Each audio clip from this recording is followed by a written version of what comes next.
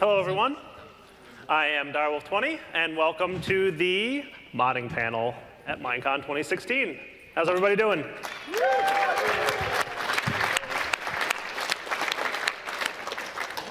So this panel is mining the code one mod at a time. We've got several mod developers, mod authors, an artist or two, a bunch of people involved in the modding community here.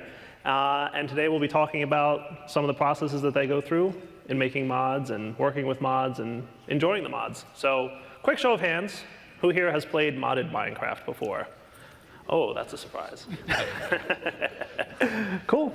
All right. So first off, we're just going to do introductions, just so you guys know who everybody is and what they do. So we're going to start right here with Aichun. Hi, I'm Aichun. He already just introduced me. I make like 20 or so, 20, maybe close to the 30 mods. Mainly like portal gun, gravity gun, morph, hats, sink. I've lost count, so. On the floor.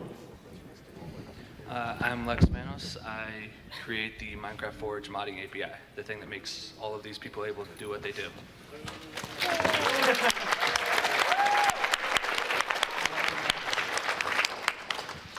I am Corrosis, and I've been modding for the past 6 years, and I'm responsible for the Weather and Tornadoes mod, Tropicraft with this guy, and a bunch of other ones like Zombiecraft, Zombie Awareness, fun little AI, stuff like that. I am Kojo, and I work on the Tropicraft mod and have been doing that for 5.5 years now. I'm Razzleberry Fox, and I made the DecoCraft mod. And I'm Benomatic. I do the Twilight Forest mod, and yeah.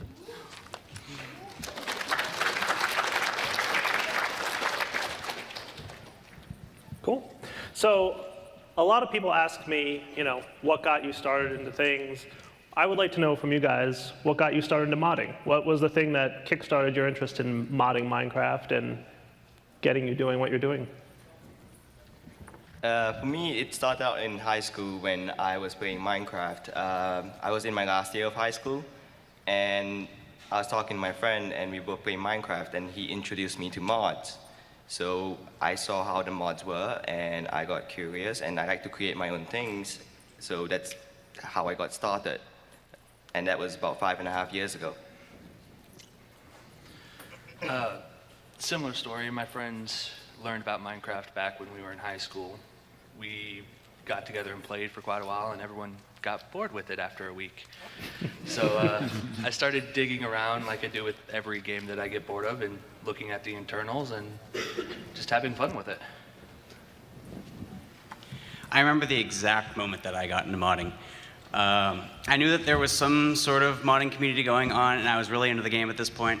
And this was way, way, way back in the day before animals were really persistent. So there's this one moment where I had a saddled pig, and I just wanted to try and land on it and mount it from really high up. So as I started to fall, the pig had despawned and disappeared, and I just cratered onto the ground. And I thought, I need to change this. So I started digging into the code, looking for a way to keep it from despawning, and it ended up making a fully fledged pets mod. Just started from there. Yeah, in high school, my friend introduced me to the game of Minecraft, and we were playing for a little while, and like he was saying over there, that it was the same thing over and over again, and he told me about this thing called modding, and I was in my first programming class ever, so I really did not know that much. So the extent of the first mod I made was making a block with a smiley face on it. I felt really good about it, but came a long way from there and just kept going and making awesome stuff. My sister was the one who introduced me to it. One of her friends gave it to her, and she started playing it, and she started to get really obsessed with it. She's like, "You have to play it." And I'm like, "No, it's just blocks. Like, why?" So I start playing with it, and then we start building these really cool things. And I suddenly realized, oh, so I have this huge mansion. It's super awesome, but it's empty. How do I decorate it? And you start experimenting with using stairs to make chairs or whatever, but it's not enough. So as an industrial designer, I decided, hey, I'm just going to make furniture for Minecraft. And that's how it happened for me. My mod is a dimension mod, and back in the day, in like the very early days of modding, I was playing. I was looking through, different mods, and I came across the Aether, which is like one of the very first dimension mods, and I started playing it, and I was like, this is so amazing, and then I'm like, I need to do this too. So yeah, this was back in the day before Forge, before there were a lot of things. You were just like modifying the decompiled class files of Minecraft, and I just dug in. I would also like to add that the kind of similar to that story, the summer that I started working on Tropicraft was I had visited Puerto Rico on a trip from school, and all the palm trees really inspired me to make a palm tree, and Tropicraft started as just a palm tree. So speaking of that, right? Yeah. When you started decompiling and getting into making the code for all the different mods that you guys work on, how did you learn the skills that you use to mod? I don't think everyone here comes from a programming background, right? So how did you get those skills that you need? And what are those skills? Well, I've had some history in HTML, CSS, and JavaScript, the simple stuff. When I was around 15 years old, I was still in high school then. So I was thinking, okay, JavaScript can't be that difficult. Wait, no, JavaScript isn't that difficult, so modding Minecraft shouldn't be that difficult too, right? I was so wrong. So I think I spent actually like 2 weeks trying to make my first mod, and I remember that, yeah, programming background, I feel like you really need it. It's just like, I had so much trouble, and I'm sorry, what was the question again? So what are the skills that you need to make a mod, and where did you get them from? Oh, right. Well, you definitely need to be persistent. I mean, like I said, I took 2 weeks to make my first mod. If you weren't patient, if you weren't persistent, then many people would have given up since. And I'm drawing a blank here. Sorry, I'm still on my first cup of coffee. Lex? So he's right. It's all about persistence. I mean, most modders that I've spoken to are self-taught. They wanted to tinker around with it, so they went around looking at tutorials. And please, for the love of God, don't write a mod as your first program. Go do Hello World. But after you do that, it's mainly just about playing with the code and seeing what you can do with it. And you'll crash, you'll break your world, you'll create crazy things that you had no idea how it happened, but you'll eventually get it. You just got to keep working at it. I think having a willingness to problem solve and just really study the code to understand what you need to do is a pretty good skill to have for that. I personally came from a background of pretty much just entirely self-taught, but I had an interest in web development, so I learned some basic programming structure, and I was messing around with C++ to make my own game engine, and just that really taught me a lot about object orientation and just the general structure of how to make everything work with each other. And then right from there, I went over to Minecraft modding and just applied that into the state that modding was back then. Way back when modding was first in its infancy, there were only a handful of tutorials, like really good tutorials out there. And so what I ended up doing, because I was just starting to learn programming as I was learning to mod, was go through every possible tutorial I could find. And every time I would encounter something I didn't know, I would look up how it worked. And it just kind of went from there until I was able to hack something together. I kind of cheat. I'm not a coder, I'm a designer, I'm an artist. So what I started doing was via bartering, I will make you a model if you write this part of code for my mod, please. So that's how I started. One of the first people to ask me for models was Kojo for Tropicraft. So I made him a seahorse, and I made him like a scuba diving gear in 3D and a bunch of stuff like that. And then he would like offer up tidbits of code that I would then run to someone and help me write this, please. And then that's how I started, but now I actually have an amazing team that helps me do all I have to do is make the models. If you've ever played with my mod, you know it's got hundreds of models, and that's all I do. And a shout out to Ty, one of my main coders is in the front row somewhere, helps me a lot.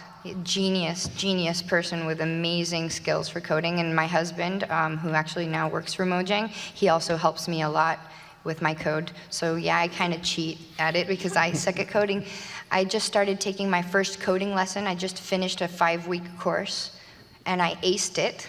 So I'm learning, but it takes time and dedication to code, and seriously, my respects to anyone who can think up the amazing things that I've seen coders do with Minecraft.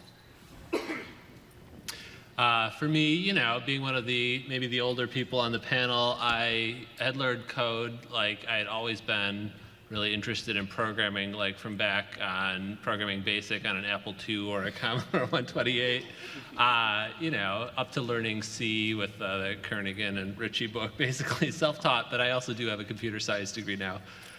So yeah, when I was like super excited about starting my mod, I did know quite a bit of Java already, which really, of course, helped me dive in a lot more, but I've learned so much since then. And, as Rams was kind of touching on, the things that I've had to look up the most have been more about like art and like sound design and things like that, which is also fun to learn and fun to explore. Great. So aside from actually knowing how to do modding, what motivates you to start doing it? Where do you find motivation or inspiration from? Or where maybe did you get the idea for one of the mods that you wrote?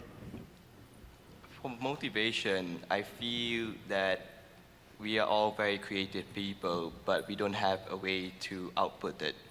So we get into modding, we start making code, and then you see something that you made inside the game, and that is what you made. And the feeling of just seeing that, it's just absolutely amazing. And I get so many different ideas, so many crazy, silly ideas, and Can confirm. just making that and just seeing that in Minecraft, I'm like, this turned out so much better than I imagined. And then getting the response from the community as well, it's like they're all just, their minds just blown at what they see. That helps so much more. It makes me want to do more mods. It makes me think I want to do something amazing. And that is mainly where I get my motivation for modding.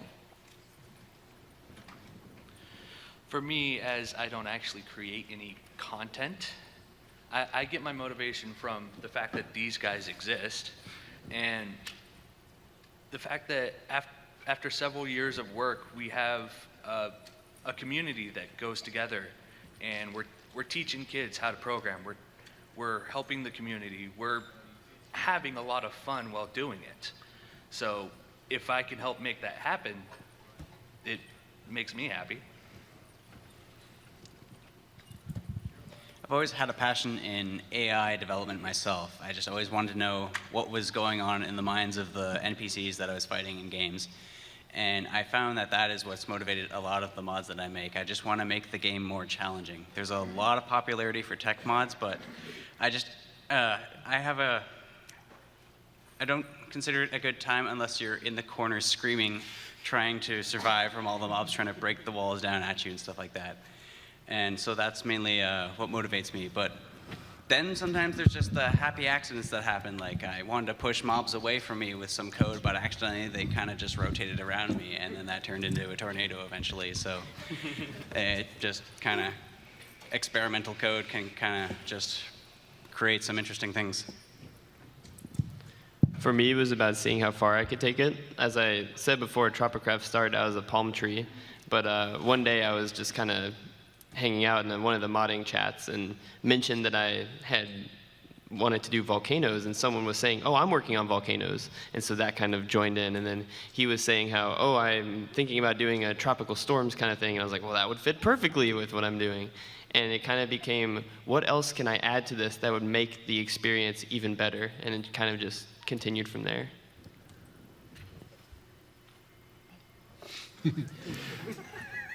No, I don't know. I mean, for me, the creative process is always kind of a mystery, even to me myself. I always like carry around notebooks because I never know when like a brainstorm will hit, when I'll have like my most brilliant ideas. And sometimes I'm really glad I have the notebooks because I've like completely forgotten what the idea was by the time I get to my, it's like sometimes there was a particular train trip from Toronto to Montreal where I was just like, alive with creativity, and luckily I had my notebook on the way because a lot of good ideas came out of that. And by the time you get to your destination, you're like, idea was so good, but what was it? I'm sorry, I was so distracted by their awesome answers, I just kind of blanked out. Creativity. I used to I just like walking around and looking at magazines of like awesome places and jotting down everything and sketching. Sketchbook is like the main thing I carry around with me everywhere. I also sketch in my head. Like it's really weird. I'll just sit there and stare at the screen, kind of like I was staring at you guys. I don't know. And I'll just stare at the screen and like people come up and talk to me. I'm like, uh-huh. And I'm not really answering because my brain is like completely on overdrive. And then I'll just start, and I can sit there for 8 hours straight, not even get up to go to the bathroom. I don't even know 8 hours passed. And I'm like, wow, I didn't even eat. I was so into whatever I was making. And I think that's something that makes what I do and everything so rewarding, to know that I can just zone out and completely enjoy what I'm doing without anything around me ever affecting anything that I'm doing. Very cool. All right, we're going to do one or two more questions, but we also want to open up to audience questions. So if anybody has any questions that they would like to ask the guys up here and gals, there's a microphone in the center here. I think we can just start lining up. So one of the questions that I always hear from the community is, I'm interested in doing some modding. Like, where should I start, right? What should I do? Right, and we kind of touched on that a little bit with where did you learn the skills, but what would you recommend the first step for somebody who wants to get into writing mods to be? Knowing how to program. Always helps. So beyond knowing the basics of Java, how to actually compile code, we have a great community that does all of the documentation.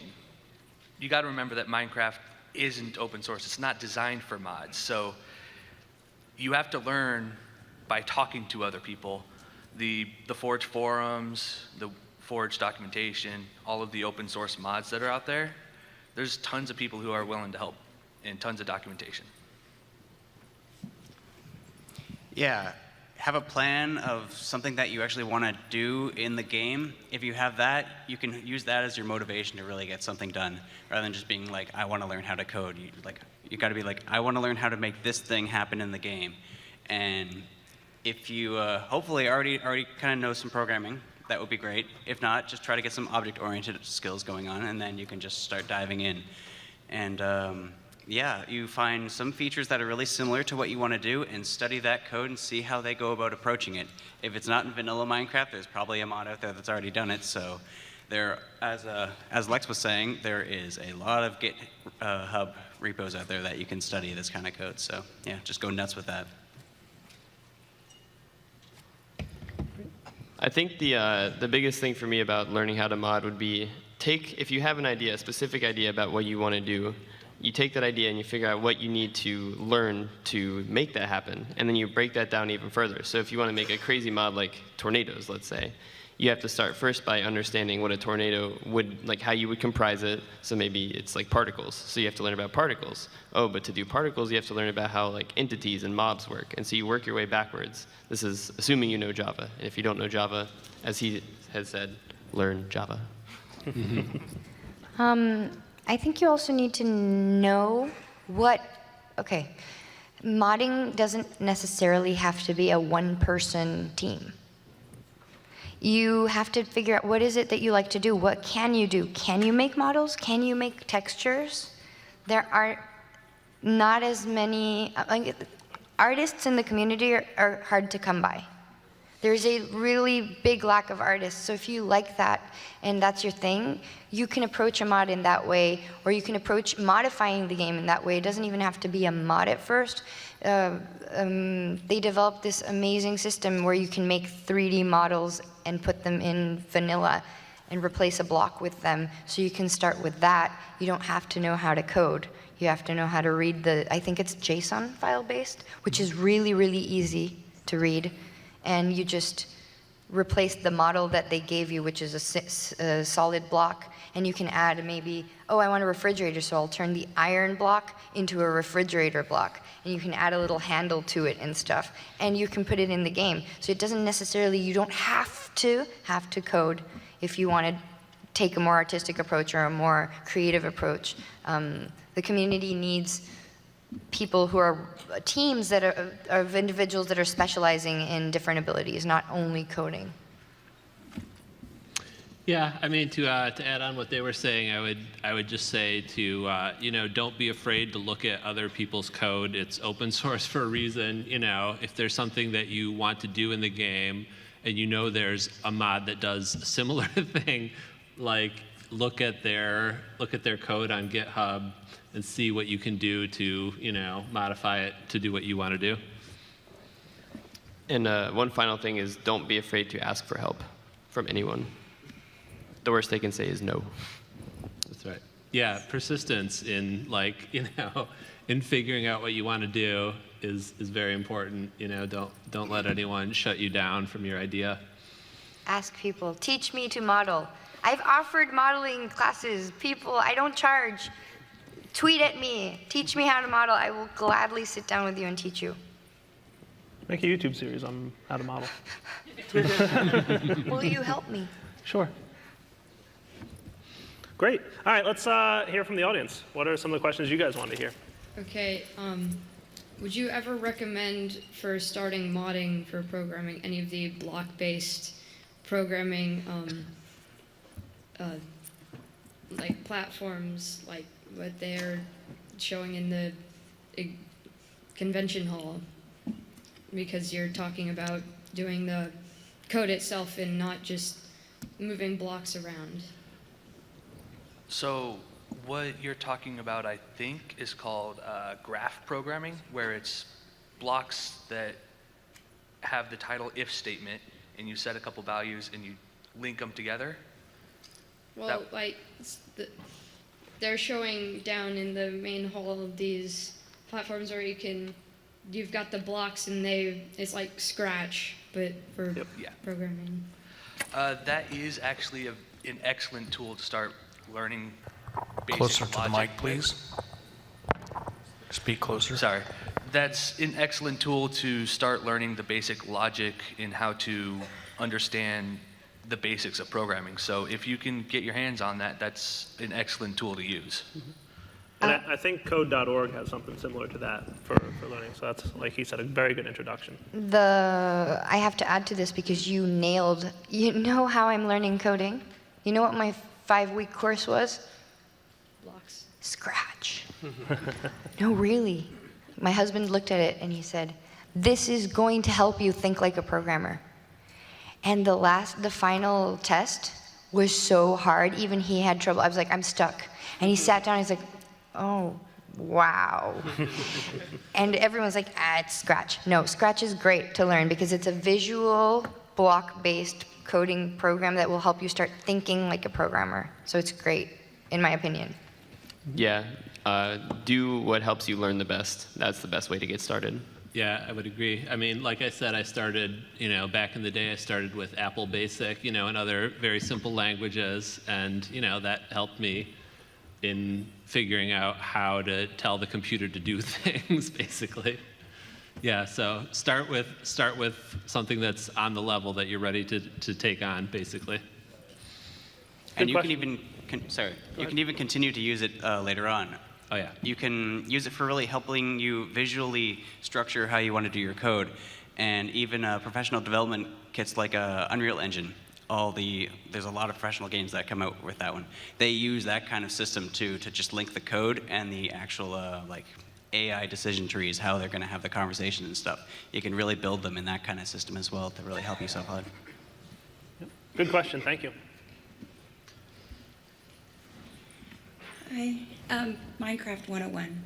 How do we use your mods?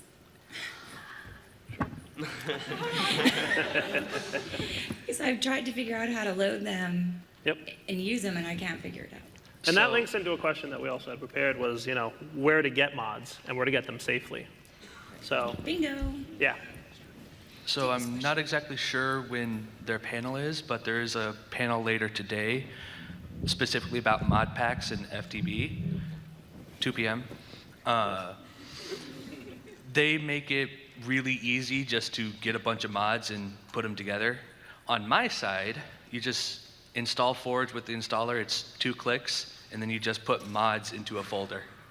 And after that, CurseForge, the Minecraft forums, there's tons of mods out there.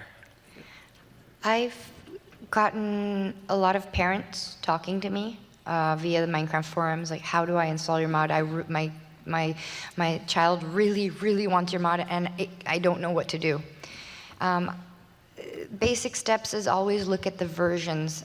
A lot of the crashes that I get are parents downloaded Forge, and they downloaded the latest version of Forge, and my mod is not for the latest, it's for like one version before. So you have to really check, this mod is for 1.7.10, and you check when you download the mod, the version of the mod for the version of Forge. They have to say the same number. That's one of those super, like, I get it a lot. And one of the tools that's the best to use? Yes. And one of the tools that's best to use, in my opinion, is the Curse client. Yes. So the Curse client, which is available out there, is pretty easy, and it will do a lot of that for you. Mm-hmm. It will make sure that when you go and I say, I want to run on Minecraft version 1.7, it'll only show you Minecraft 1.7 mods, and it'll also install Forge for you. So the Curse client is really the best one, in my opinion. It's also a good way to make sure that you're getting the actual mod that you want, not some copycat that will be malicious or something. Right. So the Curse client, there's a group of people that vet the mods, make sure that they're safe. And because there are malicious entities out there that will take someone's mod and rehost it with malicious code, and that's something that you want to avoid. And even better is when you download through the Curse client, a lot of the mod developers get some points that they can use, and it's just a way to give back to the mod developers. Cool. So that's a good question because it's one that we're going to address anyway, so thank you. Go ahead. Did we ever figure out who had the PaxPox mod? Added the PaxPox? Who did make the PaxPox mod? Was it Aichun? It sounds like something he would do. I remember that mod. I'm pretty sure it was iChan. It's always a safe guess. The one where like it was on Forgecraft and like you were poisoned for like 5 seconds or whatever. That. It sounds like an Aichun kind of mod. Yeah. Like, Even if it people, wasn't him, I'm gonna blame like, him. Okay, what Blame mod is Aichun. it that's causing this?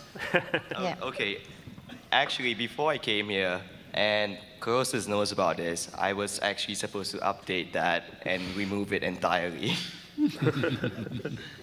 Okay then. I apologize. If you want people to subscribe to you, then you should subscribe to me. Robot Junior Plays 03, ROBOTJRPLYAYZ03. Thank you. Doing it right now. I just forgot half of those letters. I forgot all of them. Cool. Is/was your favorite mod? The inevitable question. Go ahead. That's a good one. Mod loader. Who actually remembers mod loader here? Well, the thing is, it's very hard to define your favorite mod because if you know the mods, there are like so many different kinds of mods, and they all do so many different things that if you want to compare like a mod like Tropicraft versus say NEI or JEI, how are you going to compare them? You know, it's like one is more like a utility, and one adds content, a whole new dimension, and then you got silly mods like mine, which is like, hey, there's a giant pig. What are you going to do about that? So the argument is like, you can't really have a favorite mod. I mean, in a certain genre, maybe you could have one you would like a little bit more than the others. But in terms of like, what's your favorite mod specifically in this thing that's like, there's so many different kinds, it's a very difficult question to answer. And if you really want to give it an answer, Forge. Because it makes every other mod possible. Yes.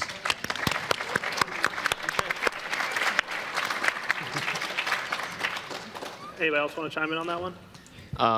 I would like to echo his answer, but also provide my favorite moment with mods, which was a combination of his mods. He has a mod that makes zombies sense you out and find you, and then he has a mod that adds zombie invasions. And we had a bunch of other really dangerous mods, and we were playing on a super modded server, and all of us kind of gathered at his house one night when there was an invasion going on, and it was hundreds of zombies just swarming the base.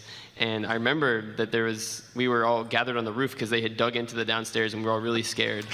And we started to pour lava because there were just so many of them. And there was a zombie inside the lava healing all the other zombies. And so none of them were dying. And I just remember all these mods combining together to form this one ultimate, just crazy death zombie moment. And so, yeah. I've got something to add to this. If I'm going to focus on a specific category that I like, it's those types of mods where it just adds the extra challenge. And I just love how Father Toast's special mobs and his special AI complements the stuff that I do. It just makes it all work together so well. He adds so many types of mobs for each main type of Minecraft mob, so it just adds so much variation and so much surprise to each combat. It's great. Cool. Ready? Anybody else? Okay, great, thanks. Yeah. First, I wanted to congratulate you on what you've done. I mean, the tools are unofficial, and yet what you've accomplished, Lex, in the group is really amazing. I've had the chance to write a mod, and yet I would say that it's still like there's a lot further we can go as a community. That it's, if you compare the deployment, like compared to the App Store or something where you can click something, it's downloaded and queued up. So I guess my question really is, what's the future? How do we make this better and easier to deploy for the person over here and for the countless people that come to me? And like, that's great, but what do I do? I need this, that, and the other. So that's where the Curse Launcher and partnerships with companies like those come in, trying to make a official, here's where 90% of the mods are, and here's the easiest way to do it. We have the tools on the modder side to get all of that deployed, get it all packaged up, ready to go. It's this at the simplest state ever in the entire history of Minecraft modding for modders to do it. We're just waiting for Curse and potentially others to step up and iron out the kinks. So it's in the works. Absolutely. I mean, I remember when you have to download the mods and put them all in the mods folder and then manipulate item and block IDs so that they didn't conflict with each other. And those were the good old days. I remember having to unzip and transfer things into the jar. Yes, I remember that one And too. then recompiling and nothing working and crying over my computer for 8 hours straight until I got 3 mods to work together. Who here ever had to delete the meta.inf? Which you should not do anymore, by the way. And if a mod ever tells you to do it, no. Yeah, there was like a spreadsheet or a wiki page with all the IDs that each popular mod used, and you had to fight for which IDs you could get. It was a bad time. Oh God, I've seen that spreadsheet. Props to those who made it. Remember when there was a mod that expanded the number of block IDs because there used to be a 255 limit? Yes. And you had to download the 4096 block ID mod? Yeah, good times. So to answer your question, it's easier than it's ever been, like Lex has said. But yeah, there is definitely room for growth to make it easier. And I think, like we said, the Curse client is definitely making it that much easier. So good question, thank you. One thing I do have to note about that is, If you have suggestions on how to make it easier, post them on the forums, post them on our repository. We need ideas. If you run into problems, let us know. We could probably fix them. What is the hardest mod you've ever made? That's a good question. I would have to say it would be my first mod. Oh, I think decorating your house is. Which was what? My first mod was Portugal, and back then I have no programming experience other than JavaScript. And I actually did all of the code in Notepad++. I tend to mention this a lot. And back then, I wasn't using an IDE, and MCP at the time had something where you could recompile and start a client. And I was constantly doing that, going from Notepad++, then recompile, start client, test things out, then go back and do it all over and over again for 2 weeks before I finally had one item. I have an idea. And I felt like that was the hardest part of making a mod, because you're going into a new project that you don't understand yet, and you're trying to figure out how it's done. And this was about 6 years ago, so there's no documentation. But Forge has done a crazy amount to make things easier for people now.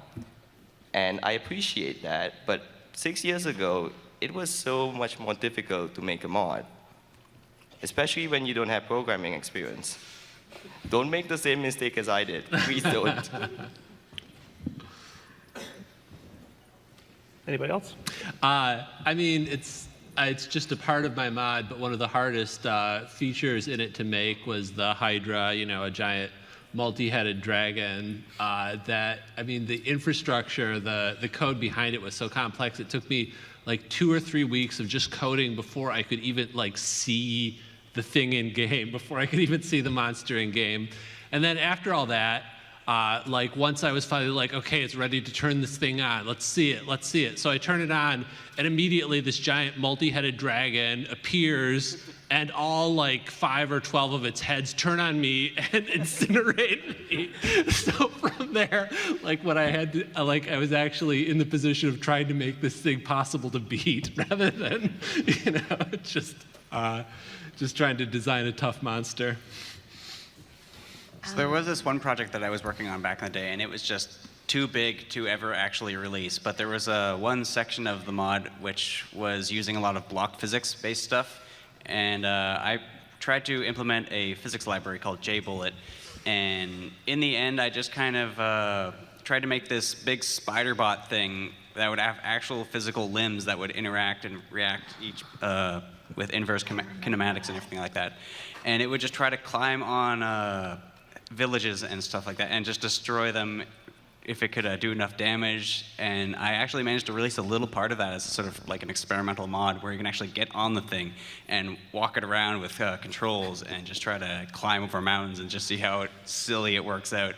That took me months and months and months and months of work just to get it all worked out properly and showing up in the game with the blocks that you can walk on, the actual monster itself. It was a blast. It was a good learning experience. I remember that. I saw pictures and videos of it. It was horrifying, but it was so awesome at the same time. Yeah, I remember it too. It was awesome. I was like, oh, wow. Cool. For me, I think the toughest model that anyone asked me to make, because MINECON asked me to make a few models for them, and I had to actually go into books and see how a centrifuge works and what all the parts are, because they actually wanted to animate it all, and a microscope, and I had to look at a lot of pictures and do a bit of research on medical design equipment for a Minecraft mod. That was interesting. Cool. Good question, thanks. Next. First of all, thank you guys. I probably played all of your mods, and a lot of you have helped me on forums. Really appreciate it. You're really, really nice in person. Thank you. So my question is, where's the future of modding going? I started modding. By the time I finished my mod, I keep getting ideas. I'm only on 1.8. Where should I be? Everyone's on 1.10. And is this going to continue down the road with Mojang? And so can I expect that I need to change from Java to C++ at some point, or where's that going? Thank you. So there currently is a panel going on right now telling about the 1.11 update changes that I kind of wanted to watch. But we never know what will officially come out of Mojang. I can say that they are doing an add-on system, but it probably won't affect our type of modding, at least for several years to come, until they get it actually up and running and as powerful as it needs to be. So stick with Java. Mojang has a fairly standardized release cycle of a new version roughly every 6 months, so it's not that hard of a grind to go through. So stay on the latest, keep going on the Java, and we'll, as always, react to Mojang when they release official changes. Yeah, I mean, it is kind of like trying to jump on a moving train a lot of times with the modding, but I think that's like that throughout a lot of places in tech. You always have to try to keep up with the latest versions and the latest things, and it is kind of rough sometimes. Cool. I like that. I think that the next update, they mentioned that it was going to be more exploration focused, and they just did a combat update as well. So I'm hoping that mods will really start to push a lot more progression in the game. For the full 6 years, I've always hoped that there's been more challenges to go out in the world and fight, and Ben Amatic has done a great job at that with Twilight Forest, honestly. I'm hoping that a recurrent complex can also pull off some really cool structure gen and stuff like that. Just building the tools required to help modders also add these sort of tiered questing, progression, and everything like that. Cool. Thank you. Good question. I have a short question and a long question. Short question. iTunes, are you a firm believer that pigs can fly? I have seen it. Okay, for my more serious question, what for all of you is the most memorably catastrophic yet hilarious bug that you have come across either in your own mods or for like Direwolf 20 using other people's mods? Sure. The most catastrophically bad, but funny. When you mentioned that, the first thing that comes to mind was back when I used to play modded with a couple of friends. I had this base, and the next day I logged in. I had a minimap as well. I looked at the minimap, and I see just this huge jagged line barely missing my base. He's looking at you, Croesus. It turned out that a tornado had passed by overnight and barely missed my base. But that's the first thing that came to mind. But for a bug in, say, my mod, I still remember when I have Gravity Gun, and in Gravity Gun you can grab other players. So let me just ask you right now, what do you think would happen if you grab a player and that player grabs you back?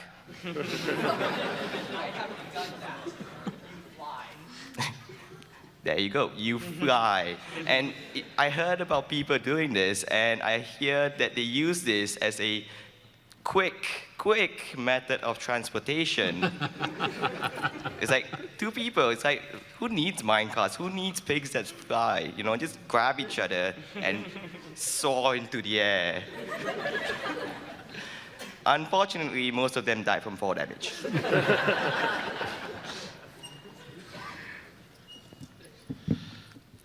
So for me, I usually don't write content for stuff, but when I'm digging around in Minecraft's code and editing stuff, my most memorable, funny one is a story I've told quite a few times of I was rewriting part of the world rendering engine, and I kind of messed up, and every frame, it would switch the terrain between the terrain texture and the item textures.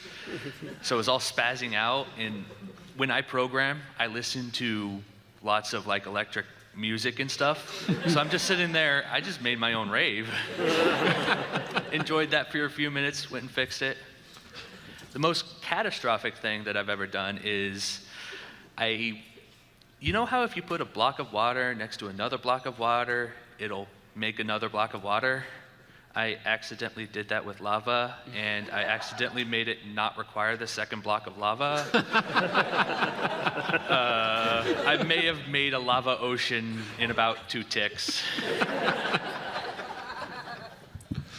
To play off of that one, my catastrophic moment was in Tropicraft when we added volcano explosions at one point, or eruptions, sorry, and we forgot to code in an end to the eruption, and there was a village that was just sitting at the bottom of the volcano, and that village did not exist for very long.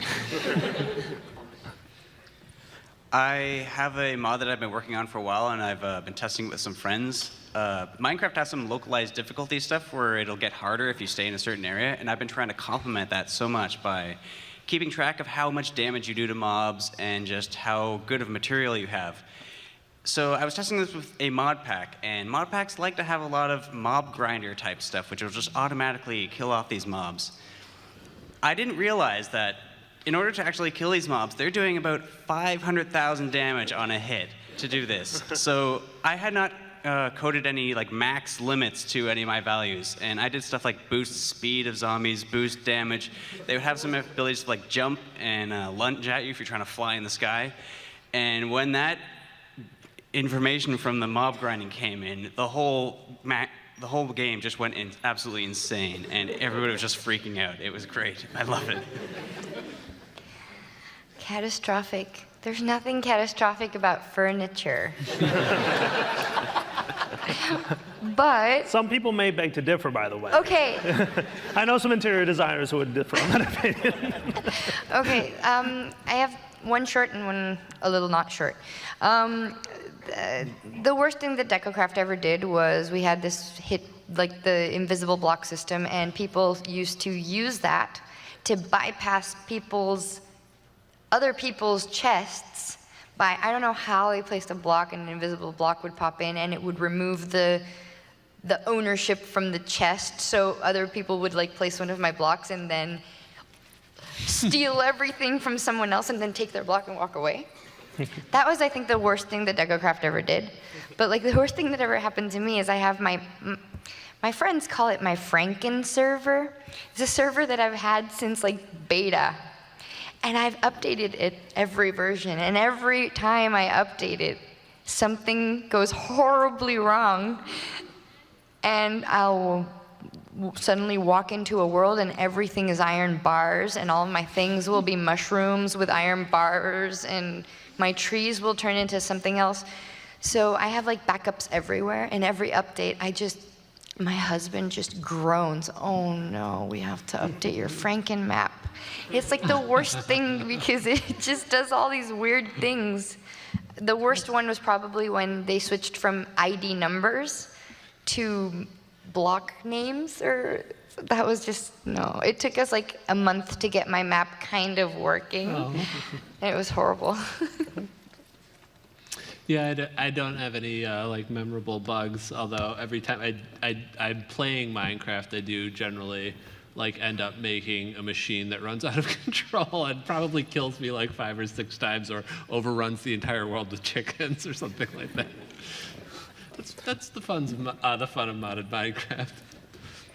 Nowadays, Forge protects against chunk resets, but I've had my fair share back in the day, which for those of you who don't know, if something went wrong in the chunk, it would just rebuild it from scratch. So you'd have your whole base, and then in the middle of your base was just a chunk of, oh, this is just grass now.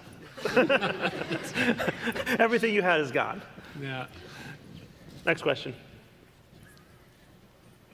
How many of you use Java Eclipse, and what version do you use? So the question was, how many of you use Java Eclipse, and what version do you use? And I guess if there's an alternative they use for development, what is it? I think like 1 or 2 people here only use Eclipse. So The official Forge recommendation is Eclipse because we can ship a really easy workspace with it. I personally use it. I use whatever the latest is as of like a year and a half ago. That's not what latest means. When it comes to IDEs, it's whatever you're most comfortable in. So with the new development environment in Gradle, you can make mods with whatever you want, so. Cool. Not Notepad++. I do. Yep. Next question. I have two questions. One, why do some mods are not compatible with other mods? Or why are mods not compatible with other mods sometimes? I would say for the most part they are nowadays. Pretty much all mods play together nicely because of Forge. It's mainly in 1.7. No, even now, I still have some of my own mods not compatible with one another. The problem is for me, I would do something, and because there is no easy way to do it, I have to replace Mojang's way of doing it. So I do that. Which you're not supposed to do. Yeah, you're not supposed to do that. This is the end of iChun. I think as a non-professional coder, the way I see it is, imagine when you do what iTunes did that you're not supposed to do. Bad iTunes. You have this, so you put it here. But the other mod wants to grab another thing and put it exactly in the same spot this is. And you can't, because this one is already in that spot. And so this one will fight this one, and this one will fight this one to be in that spot, and that's when everything breaks. That's like the best explanation I can give. Yeah. But it's rare these days. And then my second question is, why do you have a CubeCraft sign behind you? We have absolutely no idea. Also, if anyone sees me completely soaked after this, blame Lex. Blame Lex. It's a tradition. He likes it.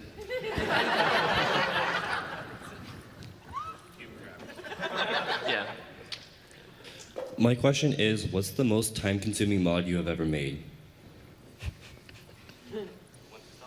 Well, Tropicraft is going on 6 years, 5.5, 6 years now, so I'm gonna go with that one. It's definitely Portagon for me. Okay, there is a running joke that every time I update Portagon, I don't update Portagon, I rewrite the entire mod. So it's gone through like 3 or 4 different iterations already, and it's taken me, I don't know, I would say easily over 1,000 hours just working on that mod. For ones that I've released, I would say ZombieCraft. It had its own gameplay type that was going on. You had to really take control of a lot of the situations that were going on in the game, and it's pretty much a clone of Call of Duty Zombies. So yeah, I used to have a team that would help me with it, but then everybody, modders move on, it happens, and I just tried to reinvent it myself. And this was also back in the days of ModLoader MP, before there was a really standard multiplayer way to do things. So that just took a good while to get that working right, and getting all the glitches working out where it would just be on its own dimension. That was a real challenge. Cool. I've only made one mod. But considering it has over 1,000 models, and models can take me anywhere from 3 hours to 3 days to make. So yeah, that's a lot of time. Cool. Oh, go ahead. I'm streaming this to BTM and some other people, and they've been telling me questions to ask, and I picked the one that I think is least likely to get me killed. So, Good idea. how do you guys feel about when Mojang borrows something from your mods, especially actually to Benementic? As I have been informed during this time, during the Changelog panel, they added something that was similar to Twilight Forest. I don't know anything about that. I am just passing on something from someone who does not wish to be named. Cool. I think we're like a scene here or like an ecosystem, and there is a lot of copying. I sometimes see the ideas in other mods, and I'm like, that seems very similar to something in my mod. But there's no real point in getting excited about it. We're all working on something based on Minecraft. We're all already copying and already building off of other people's ideas. So personally, it doesn't really bother me. Cool. I think as mod authors, what we want is for people to use what we've created, and I think seeing that implemented in the game would make us happy in the sense that we want people to enjoy the game in a certain way, and if they are allowing everyone to do that, I think that's pretty cool. I think imitation is the sincerest form of flattery. So I think also coding is complicated enough that unless you literally opened the code and copied and pasted it into your own code, the way you go about doing it is going to be entirely different. So there's that. Unless you blatantly, for example, I've stumbled onto people who've done this, copied my texture, copied the texture that it took me ages to make, and then copied my model, and then pasted my texture onto their model, and they made a mod with my models in it. That's when I get upset. But mostly, it's not a problem. Everyone's free to have the same idea. It's like a bow and arrow. I think bows and arrows appeared on different continents, and they were the same idea on the other side of the planet. So you having an idea and another person having the same idea doesn't mean that person copied you. Cool. BTM is convention within Minecraft that this is being streamed on an open computer screen in Minecraft. They asked me the question. Cool. Have you ever modded in something besides Minecraft? Good question. So, I started programming back when I was 8 years old, and there's a game called Diablo 1, before your big fancy World of Warcraft and StarCraft 2, all that stuff existed. You young whippersnappers. And that's where I started, because I got on there and I was like, okay, there's a server, and why are there dancing cows on my screen? Get in there, start digging around. There's a lot of different things. Pretty much the entire Blizzard catalog I've modded in some way. I've made an add-on for Left 4 Dead 2. That took me about a day. You guys know what tanks are in Left 4 Dead, yeah? Imagine if there's nothing else except just tanks. When you kill one, you do get your health back though, so that kind of compensates for it.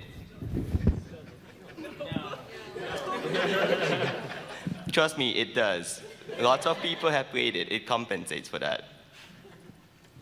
Back in the day, I did do some modding for Half-Life 2, where I would take one of those flying camera things and mount turrets onto it, and also add some AI to make it follow you around as a pet.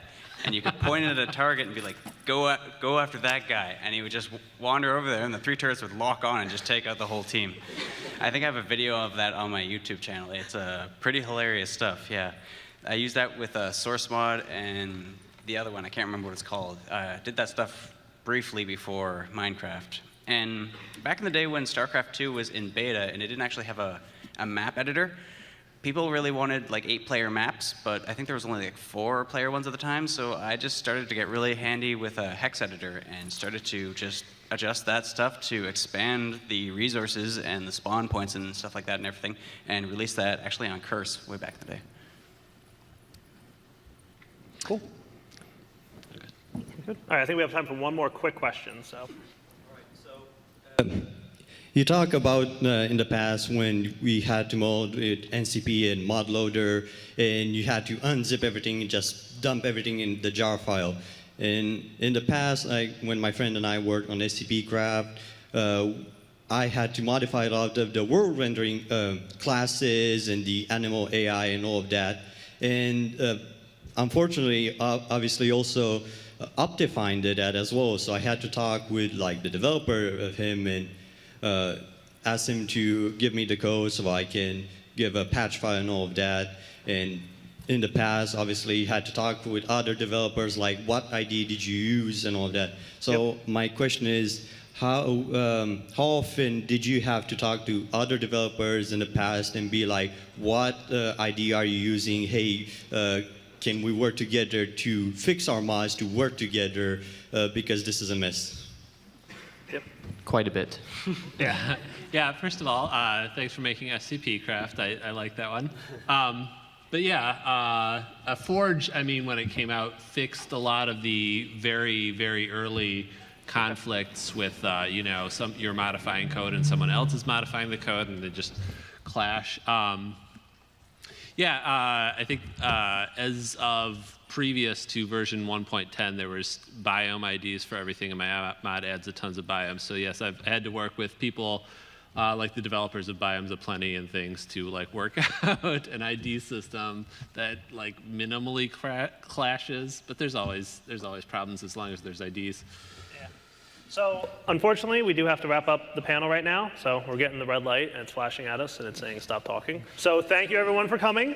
We'll be outside, I think, in the hallway if anybody wants to meet and say hi and all that good stuff. So thanks, everybody. Take it easy. So I did this yesterday, and I want to do it one more time. I'm going to try to get a selfie with everyone if you want to scrunch into the middle real quick. Yeah. And they're probably going to want us to clear out the room. So after this quick picture, everybody head outside if you want to come say hi to us.